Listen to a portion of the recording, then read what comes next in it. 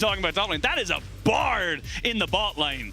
Not something I necessarily expect to see, but in theory it does work well into things like the Jinx, right? You don't have the mobility. If he throws the ultimate and it's centered on you, you're not going to be able to get out without using something like a Flash or a Gale Force, and then the rest of the team can just catch up. So it does provide, in a form, that long-range engage they need to get on the backline. And after the first 3 picks, I was kind of sat there thinking, okay, again, straight up, even 5v5s, that's not really what you want as the Unicorns here. Find your X Factor. Find another way to outplay these situations. Realm Warp helps. And when you have that Bard and the Bard ult, that Tempered Fate, that certainly helps. Something which is much harder to play around, though, is this early game Lucian top. I was just about to say, we have seen Cabochard play this multiple times so far in this tournament, and he has been so clinical with how he's able to get these advantages. I will say it has generally gone into tanks, so a little bit of a different setup here now. It is generally into those tanks, but either way, it shows the identity of Karmine Core, where they put so many early game resources into Cabochard and just leave him at a point where he's so far ahead that he takes over the game on his own. Yeah, and I feel like there's tools for Unicorns to disrupt that, right? We've seen the Realm Warp being a fantastic one. The fact that you have a Bard who can roam, even up as far as the top lane in the early levels, with the extra movement speed from the Chimes. But I feel like the problem is, if you let Cabochard run away with the game, it's going to be a massive problem. But on top of that, it's that backline. I feel like you don't have fantastic answers. That's what I was just about to say. Like I said, I'm looking at Karmine Core, but it's very squishy. If you're landing onto the Lucian, the Azir, the Jinx, they're gone. There's nothing you can really do about that without blowing summoners. So we'll see what both teams are able to kind of work with it. But right now, it does feel like Unicorns have come in with a plan. They have a set of action, and getting that rise, like you mentioned earlier, Dan, it's just going to be so powerful in the mid game, and that's going to be somewhere we're going to really have to hone in on. It does feel like, to me, zooming out from the series and actually across kind of the whole bracket we've seen in the knockouts, it does feel as though that early game has come more and more under a spotlight. I talked about it a lot in terms of LDLC, and LDLC are now really that big team, which every other team is looking towards and saying, how do we beat that? And it feels like early game has been the question. Karmine Core, they have tools to play through their lanes. Other side, Unicorns have some ways to disrupt that if they manage to survive the initial onslaught.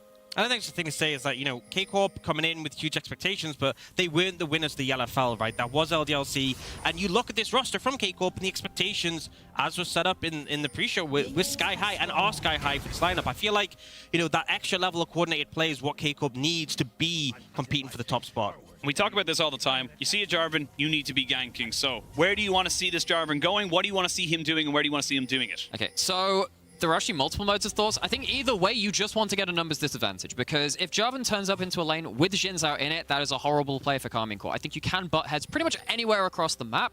So for me, it's less about where he goes, it's about the information he has when he's going there. So I'm dodging the question, but yeah, I was going to say, you know what? That was some fantastic navigation from not answering my question, But as I said, it's a bit colorway. Yeah. Say something without saying anything at all. That's just how it is. But again, we'll see how it ends up kind of roaming around. Of course, you do have the early Zins out, so that's going to be something as well. And I always love seeing this from the early jungle pathing, basically moving around the vision so you don't have to get caught. This is kind of what I was talking about, though, in terms of avoiding the question, right? Because you can see down on that mini-map, there's already a ward over in the Raptors. Lurox dodges out that by going around the slightly elongated path. So 113 doesn't have a lot of information. Lurox has the first play. This is good. This is smart play from Unicorns of Love, Sexy Edition, but they need to make it stick. There is no wards right now for Cabochard. They are level 2. We'll be hitting level 3 at the end of this wave, you would imagine, but they got to go now. Here we go. They're going to try and fully in. He dodged in. He's gone a bit early, but Cabochard is now just trying to see if he can get over the wall. He's going to be flashed and followed. I don't think there's much else he can really do. It's going to be a 1v1 at the end of it all, and it's first blood to Unicorns of Love. And I mean, at least he doesn't give over the assist gold, but Cabochard, not what you want for that lane matchup, and just a really heads-up play from Lurox. Completely skips through the vision, avoids any possible chance of being spotted out, and delivers a perfect gank. And this is exactly what I wanted to see from the Unicorns. A stable early game, hitting the points of power from Karmine Core. They have so often played towards topside, and by playing around the early information game, making sure that they're skipping those wards, really gets a huge victory here. And I'd even say that early ward they put the Tri-Brush meant they knew there hadn't been a ward placed in return. You obviously know if there's a ward put in River if Cabochard moves there. Perfect information, a really smart play to try and find some favor in the matchup now. Don't expect anything here, but 113 is going to show up and just allow his bot lane. Actually, they might look for the dive. This is risky. Yeah, it's a 3v3. Misses the Xenoblade as they come in. They do have a little bit of a heal as well. We're going to see the flash cleanse from Reptile. It's a disaster for Karmine Corp. They lose almost all their summoners, and they're going to be able to tunnel in onto 113. Should have the flag and drag very soon, but the flash forward, is it enough? It is! Ruby with a kill, and that is huge for Unicorns. This doubles down on Karmine Corp, making a play on bot side, trying to recover something for them. We expected a lot of resources to be going top side, but Karmine Corp, they decide to path down a bot lane early and leave that on an island, but this is so risky. Bot has tons of early damage. Even though it's not the electrocute, it's still very high base damage from this champion. Pantera tanks up that tower for way too long. Good defensive teleports. Great response from the Unicorns. And critically, the Zenith Blade doesn't hit. The Flag and Drag is flashed away from. The stun means that Leona can't even get in range. The cleanse as well. Everything was used so effectively by Unicorns. It was just better executed in defense. But I mean, I saw 1-1-3 there, and I was like, they're not going to dive here. He's just going to cover them.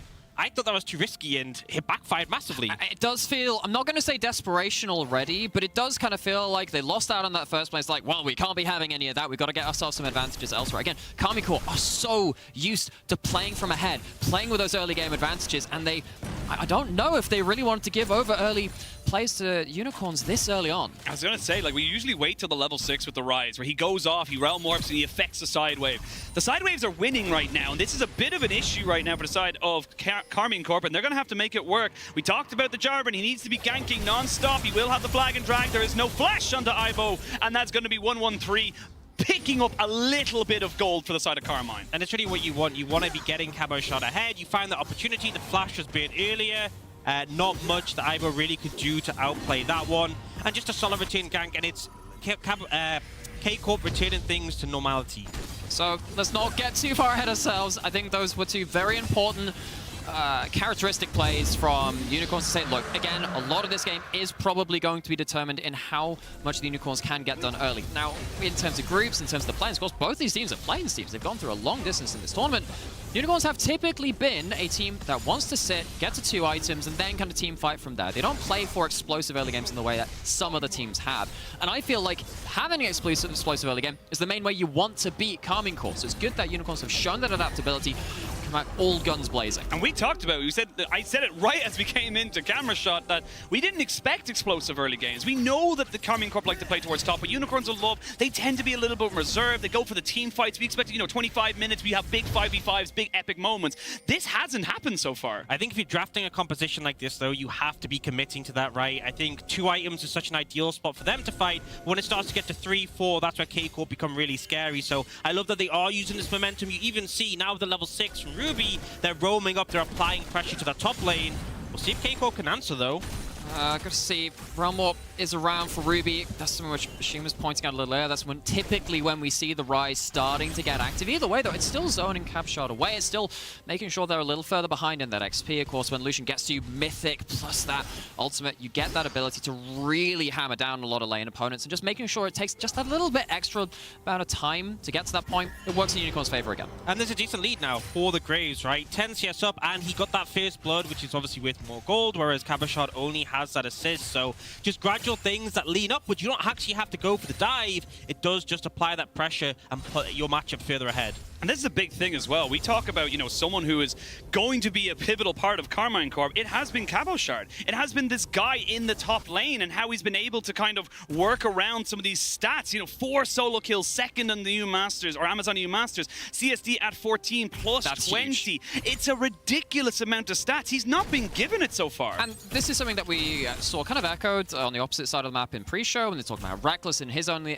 individual advantages. Cabochard does that absolutely too.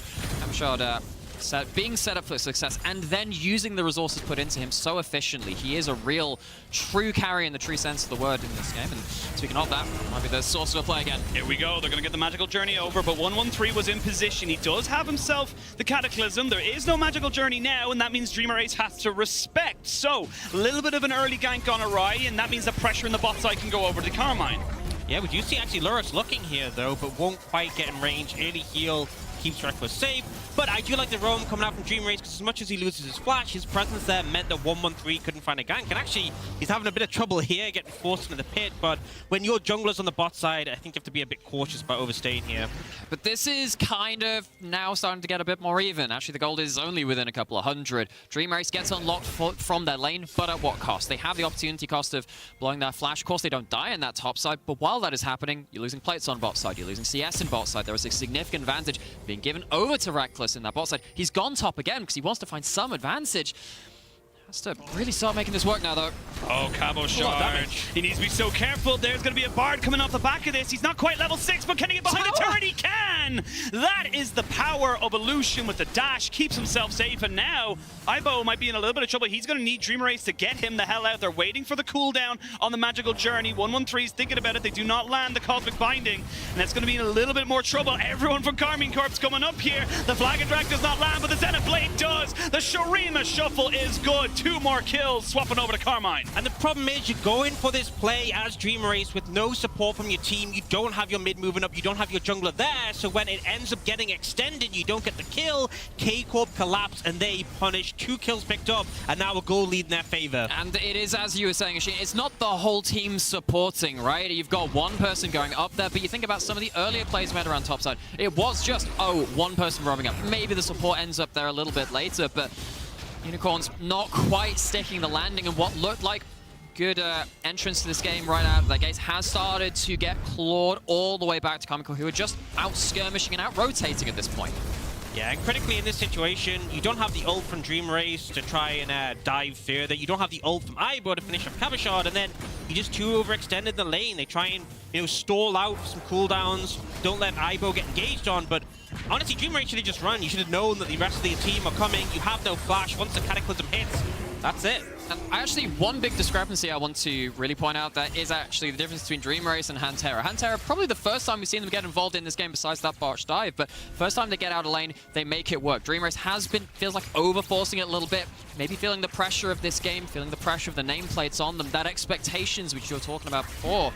But Hantera coming out with a much more efficient play in the moment. I think for Carmine Corp as well, this is just showing great grit on their part as well. You started off honestly horribly. You lost on top side, bot side dive when could not have gone any worse. Rough start. Yeah, it was a rough start, and you've brought it back. You're now ahead on gold. You're able to kind of control much more, you know, larger portions of the map. And now you start to see with level 9s coming up to level 11s, we are going to start to see teams start to link up a lot more, looking towards those big objectives. This is also where Azir starts taking over the lane a bit more as well earlier on into the game. You can see that base damages from Ryze's combos start to clear through minions very, very quickly. It's one of the reasons you can get out onto the map. That starts to turn around. Luckily, well, okay, normally in the case though, bot lane starts to shift around this point as well, where Aphelios starts to have a bit more kill threat on the Jinx, and you get to turn around to that priority. But because you're behind in bot lane, that doesn't even happen. Carmine Corp have weathered the early storm and now have basically the whole map playing out in the fashion that they want it to. And I feel like that's the thing, there's so much attention from Unicorns put towards this top lane to try and stabilize the matchup, but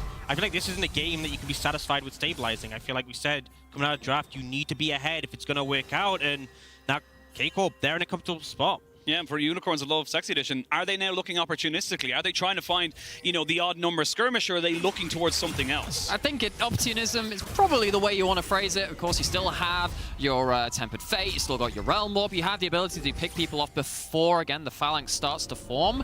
But to do that, you've got to have your vision. You can see that coming correctly. Across the bot side have got a lot of wards. One of those wards is stopping Reptile from backing. So annoying. And honestly, this might be enough for K-Corp just to go for the dragon here. Reptile was trying to go for this reset, but the fact he's not able to, there's prio mid, prio bot. K-Corp should be able to answer this, and now with the dragon apiece, they feel really comfortable. Yeah, and you can see already, Unicorns of Love, they're moving away from it. They're moving towards that top side and saying, look, we're going to try and get as much as we can here. Cabochard's trying to clear out the wave as the Realm Warp comes in. He's already down to below half HP, but he's already gotten the wave away. So this is a dive, and Lorax, you never reset the tower. Oh, there's one! Can he get another? No, he can't, but in a 1v3, you take those. Oh my god, what an absolute disaster! Just walks in, takes 2 tower shots, and dies! Very rarely am I left like without a load of words to say. That one is just pain. It's just pain because you can see they want to make the play. It kind of mirrors a lot of what they did in the early game. They know they want to make a play. They just don't know how to make the play presented to them. This one, again, you can see that. Cabashard really forces them into this bad situation. Immediately clears out the wave. Okay, yeah, sure, you got to tank this up. Highlight the moment where Lorax realized he messed up. Sorry, got the sick one.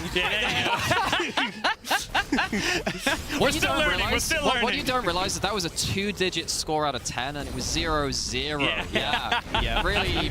I mean, again, It does feel like Unicorns understand that the time to make a play was then. They just didn't find that way to connect the dots, and not for the first time this game. Karmine Corp putting the pressure on them and seriously outplaying.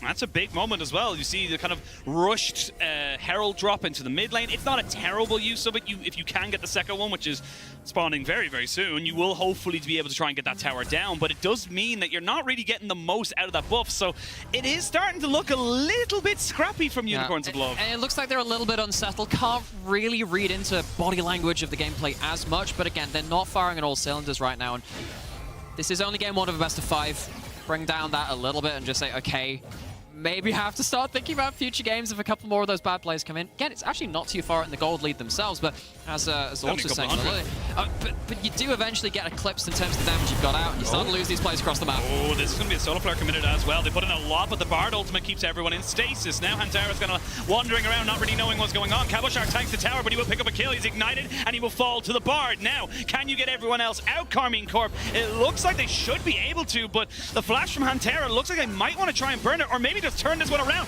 Hantera is kind of by himself, so he needs to be very careful. They're trying to get this tier in, but the soldiers just can't do anything. They pick up a kill on the backside of that, and Karmine Corp got too antsy. Just a massive overstep, going way too close to the tower. Cabochard ends up tanking it up, and just an unnecessary, messy play there.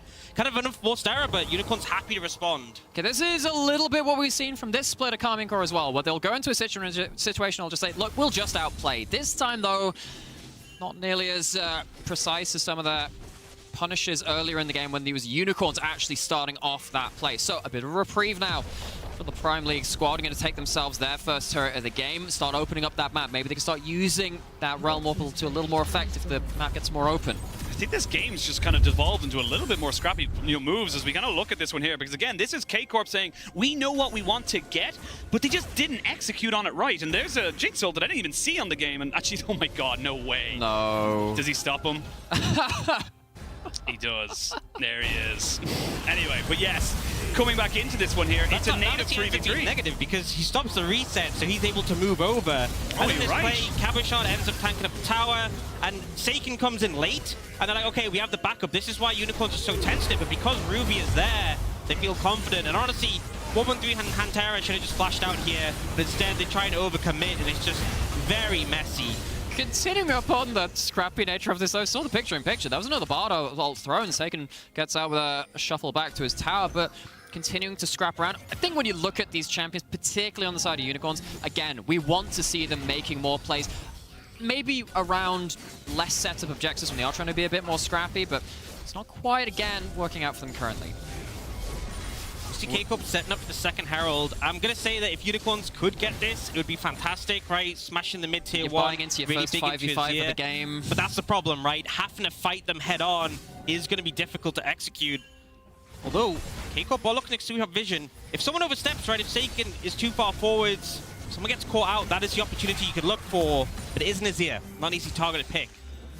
Not exactly an easy target, but I will say that the vision control from Karmine there was scrappy. It was kind of not really all around the Rift Herald. It was kind of centralized around the pit and then nothing off to the sides, versus the opposite there for Unicorns of Love. But they kind of said, well, we know you're not going to go for it because we have all this other vision around it. We can see you're moving. We can see you kind of going for different things. And now, with the Dragon now spawning, both teams of the Dragon apiece, we're going to see TPs coming in. And this could be a very interesting one. Rekkles has no flash for this potential fight. This could be huge. And, you know, with that word scrappy, you say it enough times and maybe start creating a ritual which brings in the mystery machine crashing through the wall. Got to investigate what's going to happen around this one. Dragon, though, is Karmine Corp again going towards that 5v5. Reptile looking for something.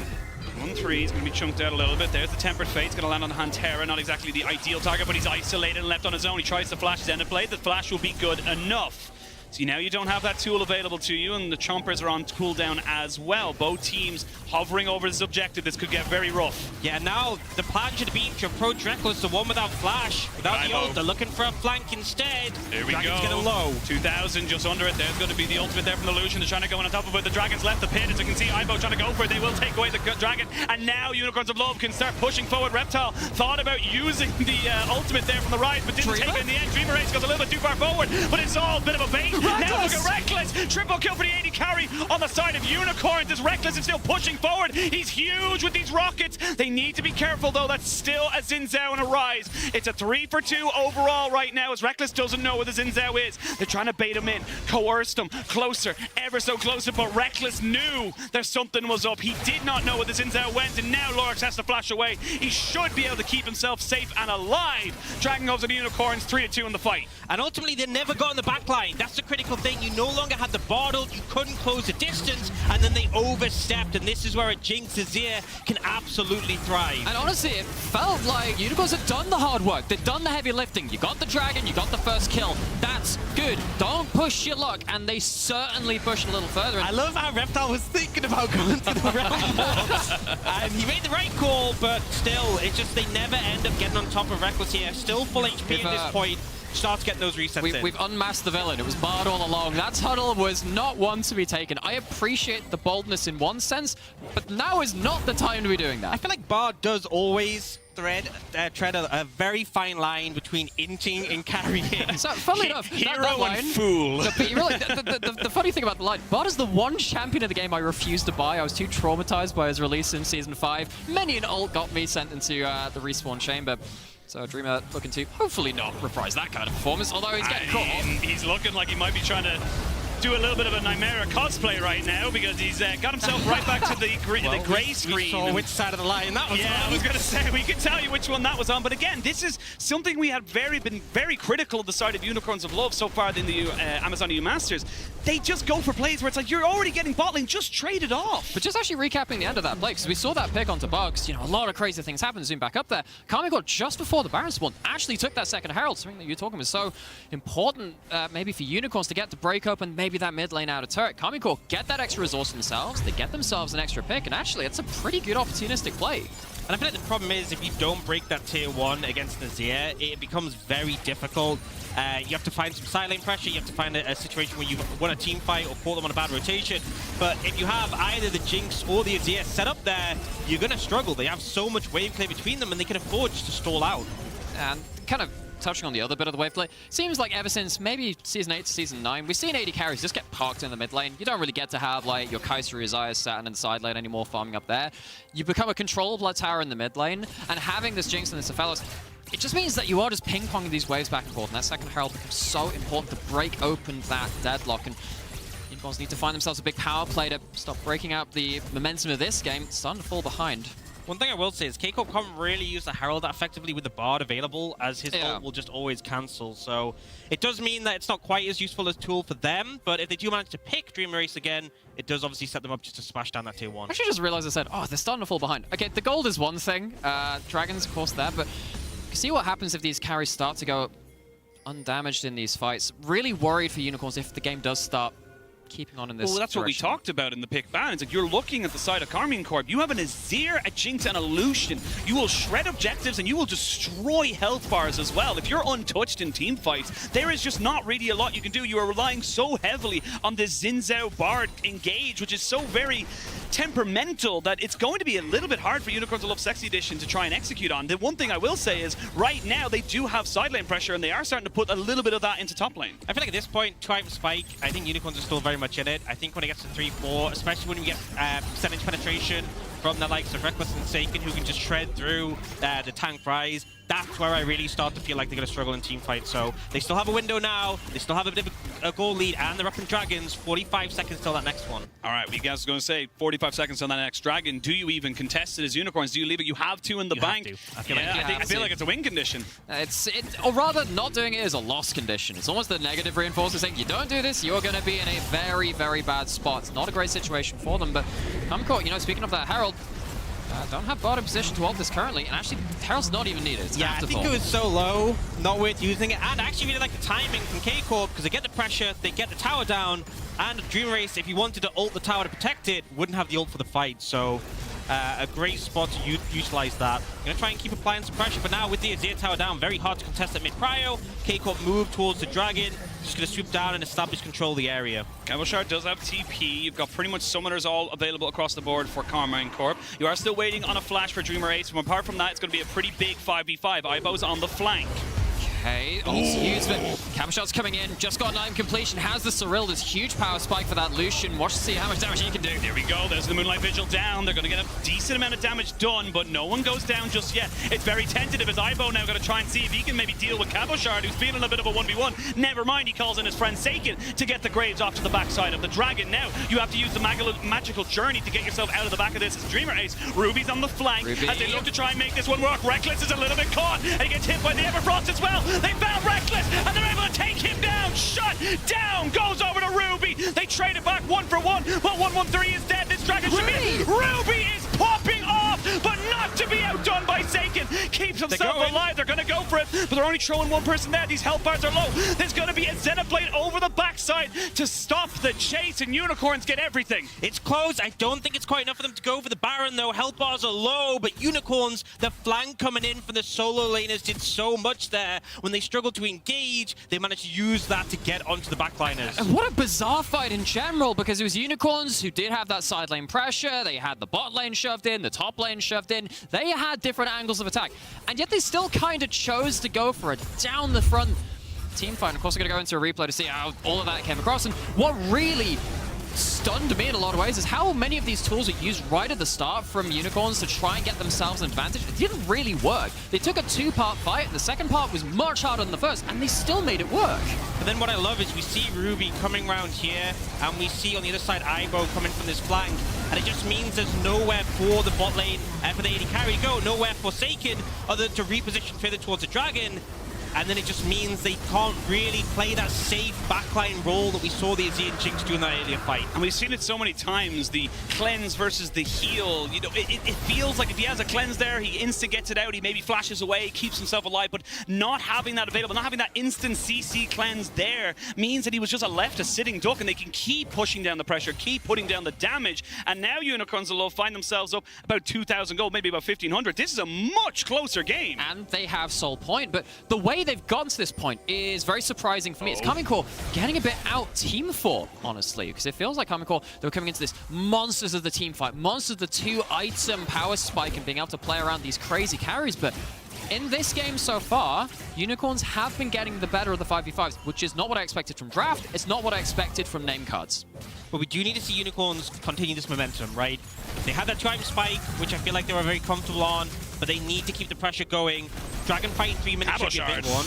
Ooh, yeah, Lord. I love how in the previous fight we had that as well, where he just cullinged the Graves, and then the Graves like auto-queued, and he was like, keep your distance. All right, man. All right. I wasn't looking for a fight. Like I was just trying to see how you doing. You know, like I just wanted to see if it would tickle you. But this is where the game starts to get a little bit tentative now. You have a lot of tools available for Karmine Corp. You need to use them more effectively. We are seeing the team fights get a little bit scrappy. And yes, you talked about the team fights being a little bit better. We will see a TP come out here. Does he have the solar flare? He does. Okay. Uh-oh. Ibo.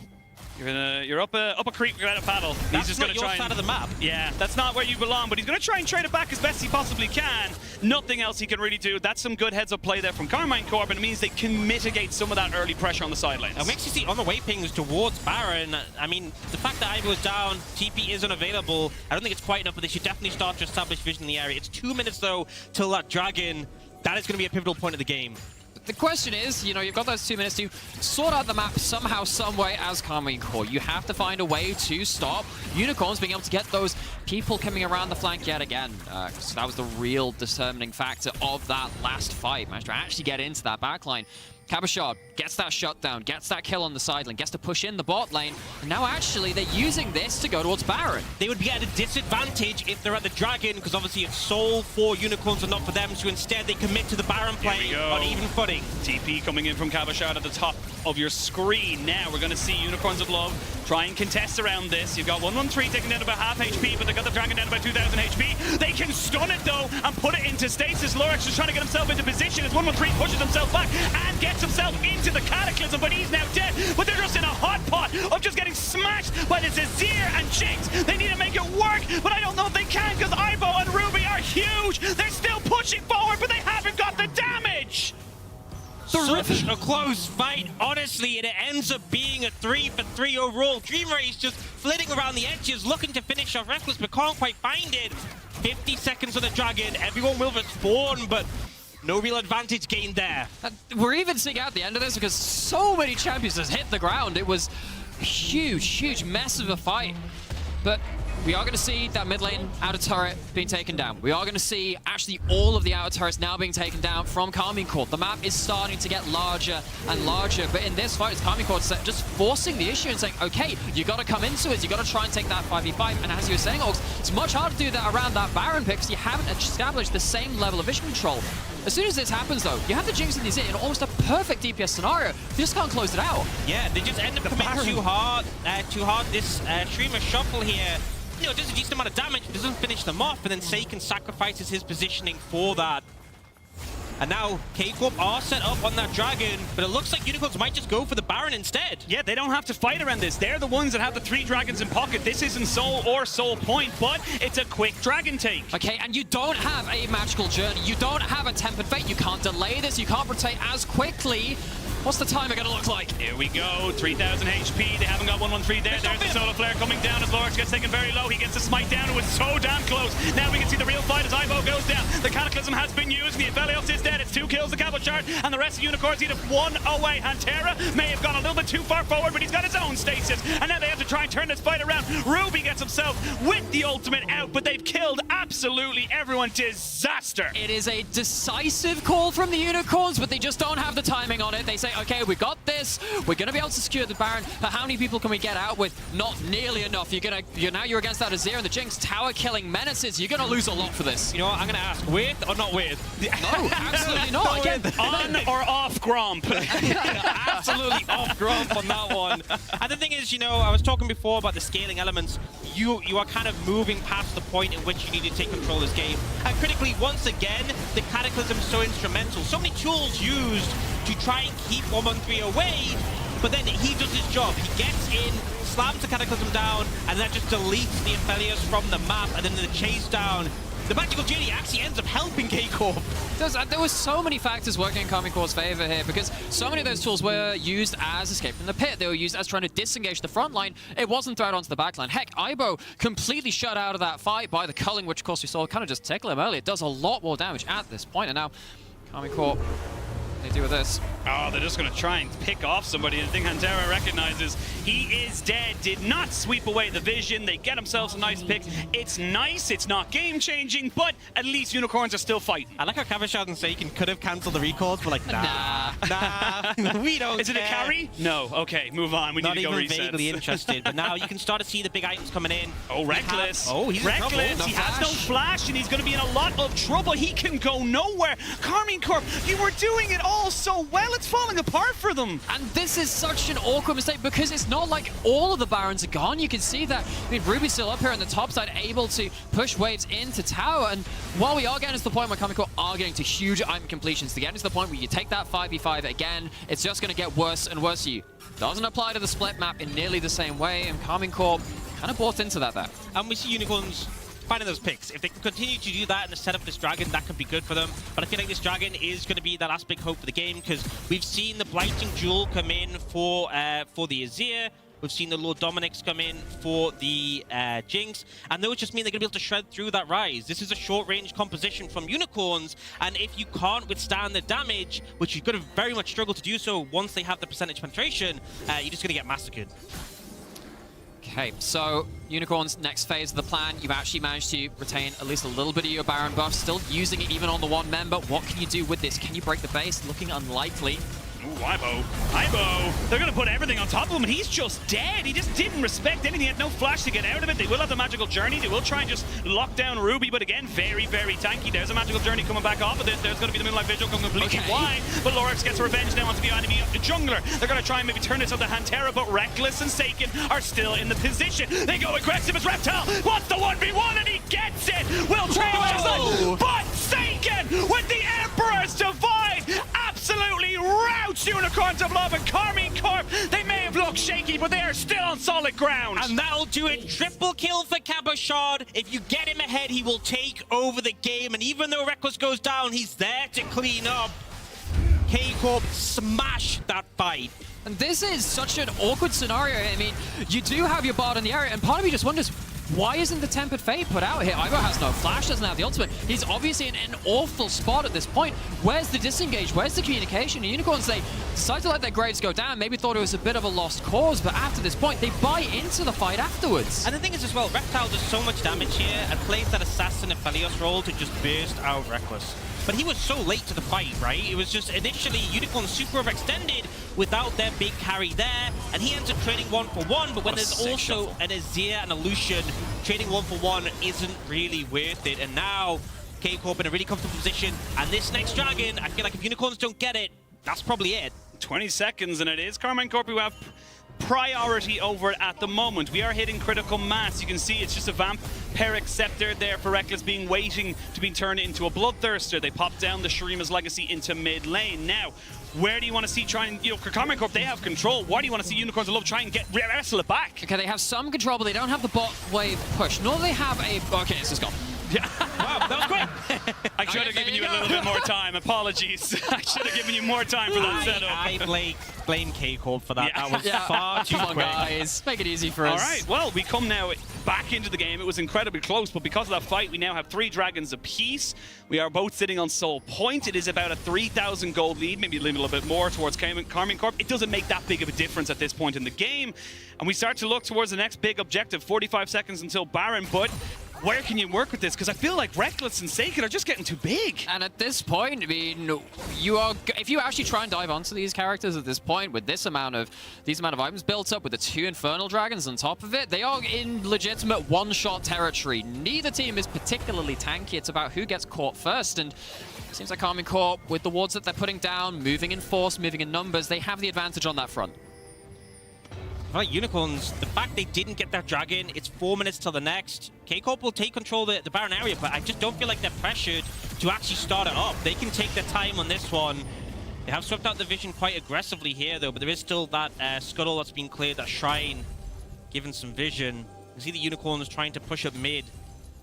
Here we Contest go. Control. Just going to try and put a little bit of poke damage down. Maybe have a Hex Flash if someone goes a bit too far forward. Cabochard went back and now coming back into the mid lane. This could be the final fight for both of these teams. Baron has spawned and the poke is coming in. That's going to be the splash into the Cataclysm. Ruby gets hit in by Antera, but it's a bit separated. They've had to walk away from the Moonlight Vigil. That does a very good job at separating out Karmine Corp. Now, one person dead. Can you still go for this Baron? Well, you've used a lot of your flashes, importantly, too, from Karmine Corp. If you do get stuck in this pit, one flash from Bard might end up... wreck this! We saw what happened to the Dragon. It's gone! The Realm Warp's going to be coming in, but it's way too late. They've got the Jinx Trompers. Ruby is going to be trying pushed away. They need to try and take a fight here, though. They know they have an advantage. There's only a 3v4. They're going to go for it. The flash from Lorax means that Sacred's in a little bit of a precarious position. They're still just hunting down Dreamer Ace. Has got a flash to get himself back over the wall. The TP comes in. They do not land. The Cosmic Binding as if 113 tries to sacrifice himself. It's a trade of jungle for top. You still have so many great damage dealers here on Karmine Corp, and Unicorns Love have to respect it. Even though they got that initial pick, even though they managed to take out... Jigsaw. Managed to take out 113 there, it just doesn't matter until you get on top of these carries. They're such a massive threat. Baron secured from K-Corp. They can be happy with that takeaway. And man, I feel like this fight, the problem with it was Sacred and Reckless just couldn't really do damage, right? Smoke Screen initially zones away Reckless there, and then we have the Tempered Fate, which gets thrown down on Sacred. So Hatera and 113 are kind of overextended without the follow-up damage. And this is kind of a little, I'm not going to call it a flaw, but it's a feature of the Karmine Corp composition where, again, you're just not very tanky, and while you are ahead in terms of your own damage, it doesn't stop Unicorns having their own damage too. You can see how much damage individual skills are doing to their backline, and no one's really wanting to stand there and face the brunt of what the Unicorns can throw on the turnaround. You can see it as well, just in those small little moments. Karmine Corp just outrange Unicorns of Love so heavily that even though Sacred overextends completely for that ultimate, they get the CC down. They can't walk forward into him. I think the problem as well is even if you find a situation where you can take out Reckless, take out Cabochard, they're still Sacred, right? If you take out 1 or 2, if the other is in a position to clean up, you still lose the fight at the end of the day. And those 3 are so incredibly strong at this point, closing in on full build. In fact, Cabochard is full build, and now getting control of the Dragon area. This is soul for either team. Listen, this is the big moments. This is where these tournaments are made and broken. So very tanky. Still, Leona pops that W and keeps himself a lot of resistances. There's going to be the Crescent Guard to keep Lorox, very healthy, but now he doesn't have access to that tool. It's just Carmine Corp suffocating the vision, making sure that Unicorns of Love Sexy Division can't walk forward. Cabochard, you have to be very careful, my friend. You can get chunked out just as much. And you look at Graves having the ultimate, has a collector. That could be a very free GA pop down. It is, again, a story of who gets picked first. It's who oversteps that first time. And that's where the mentality in these late game scenarios, which is so hard to train, comes into effect. We know that there's a lot of expertise on both teams, a lot of tenure on both teams. They need to put it to the test here again. Here, let's have a look now. A quick little test of what you got available. GA there for Cabochard, which you just mentioned. You've got double stopwatches here for Unicorns of Love. You've got one on Ibo and one on Reptile. They could be key. You're a full build on Ruby. He's as tanky as he's ever going to be. Anox, it's a tentative walk forward, but you have to fight this. It's all about the carries on K-Corp. If they can gap close onto them, they will blow them up, but that is the big question, if they can connect. So you're looking at all ultimates soon, ready and available again. Crescent Guard just comes up, and once again, we're in the 5v5. Yes, we're going to see them both going in and try and make this. Remember, this will be shredded down by the AD carries. They have a realm up to bring someone on the backside of Ibo as he tries to make himself useful. He's gone to lead it. Where did he go? But now they're going to try and make this dragon their own. They will secure it. But at what cost? Can Carmine Corp get this damage down? They're trying to make this one work. A flash away by Reptile. He's still doing the damage on the backside. Cabochard needs to back away because he's on absolutely nothing. He'll pick up Dreamer Ace, but lose his GA.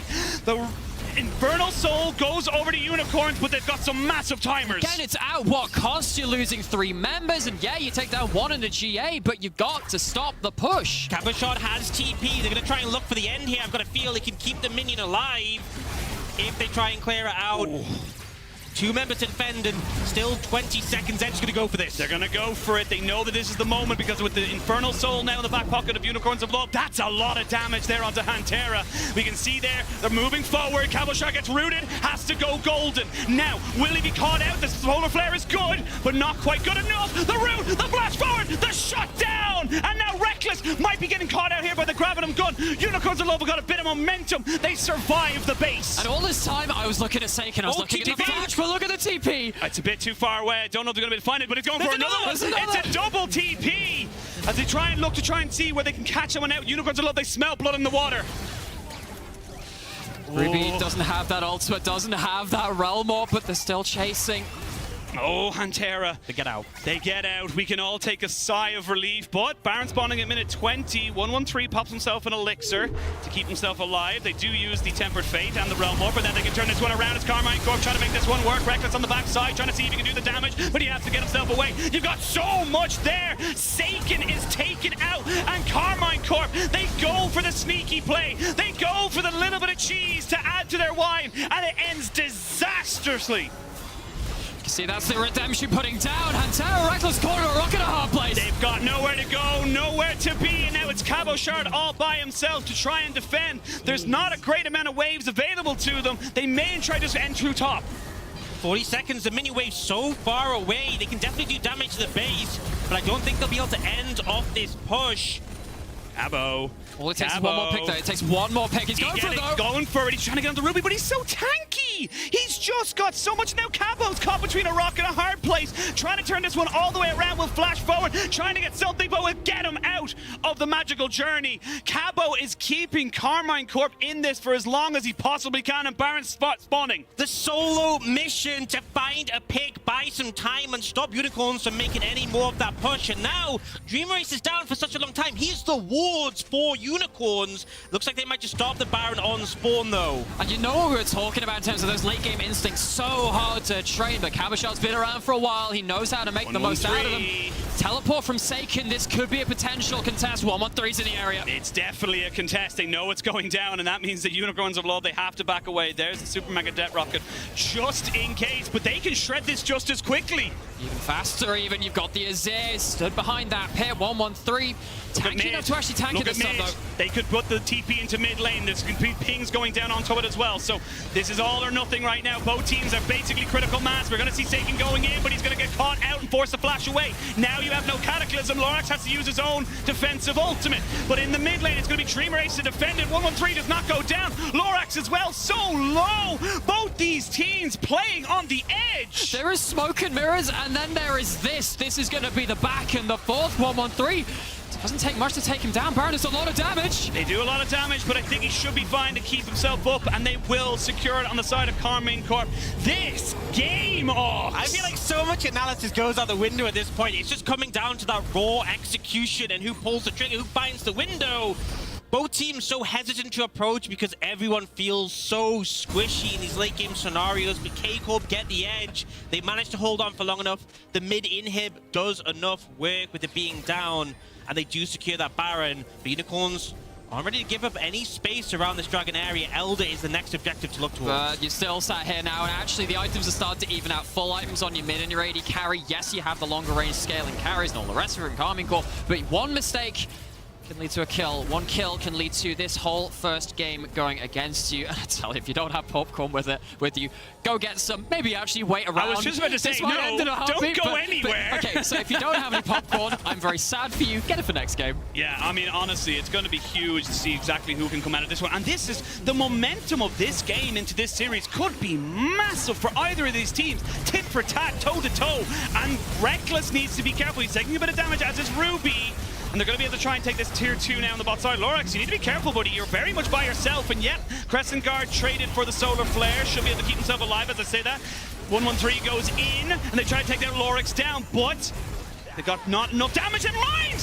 What happened? It's got the Death Stance. The Death Stance it bleeds down, it burns down. They just ticked away. And Carmine Corp, they find that moment to waste that Crescent Guard. No, there's no ultimate after that point, no flash, and Carmine Corp finding that pick could be so huge for them. Moonlight Vigil down onto Reckless. He'll take an absolute massive chunk as they look to try and make this one work. Reptile, it feels like it's all on him. He needs to make the poke work. But critically, no jungler for Unicorns. The reset's going to come in from K-Corp, the empowered recall with a Baron, and they can get to that Elder and have 10 seconds before the Xin Zhao is ult.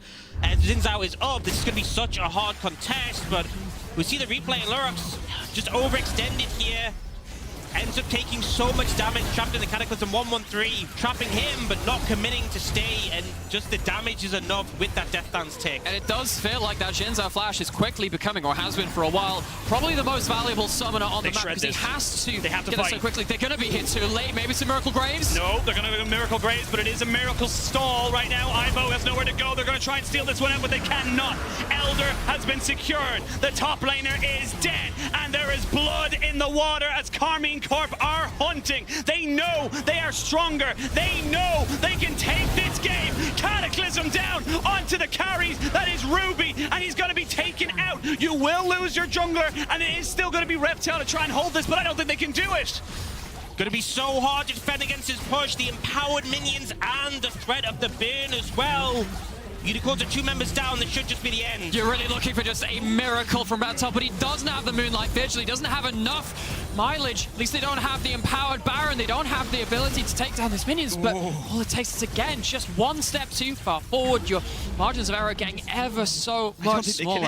How is this game still going? They can't end. They don't have pressure in top or mid. And you know, really, the big reason why they haven't been able to end, and for all of the name value on Reckless and how his stats have looked so great in the group stage, he's continuing to coat down so much damage. Reptile on the other side has really stepped up in this first game. I think a lot of us were expecting Reptile to be a player that was going to be really playing second fiddle to so many others in this series. And of course, we see that the Elder goes down as you're kind of removed of a lot of options, but just the threat of the Aphelios becomes so all-encompassing when you're diving into him. And I think you saw K-Corp thinking this is the end. You see Seiken flash in to try and finish a fireball. You saw Reckless even flash over the wall. They were thinking this is game over.